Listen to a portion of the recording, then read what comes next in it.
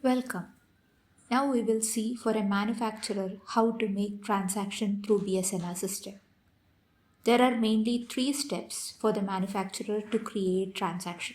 The first step is GRN, second bundling, and third dispatch receipt.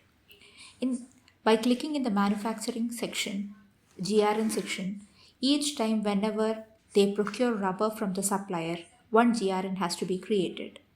Select the invoice which the supplier has created. Automatically the details will be seeing in the screen. The material, loss, GRN quantity, etc. the details can be edited and the transaction proof can be uploaded. Click on submit to create the GRN. A GRN has been created successfully.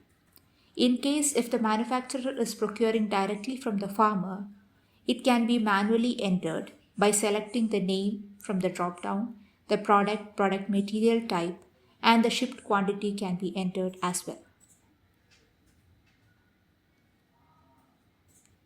Apart from the shipped quantity, the DRC content, the material loss, etc. also can be manually entered. Now the second GRN has been created successfully. The second step is to bundle the GRNs together. So click on the plus icon and select the product and product type, which you have created in the step before. Select the GRNs that has to be bundled together. There is a multi-select option, just tick the GRN that has to be selected, and the quantity also can be entered, which is equal to or less than the GRN quantity that we have created. Now a bundle has been created. The next step is to create a dispatch receipt. Click on the plus icon, select the product type, and the buyer whom the manufacturer is selling to. So once the buyer role has been selected, the buyer name can be selected from the drop-down.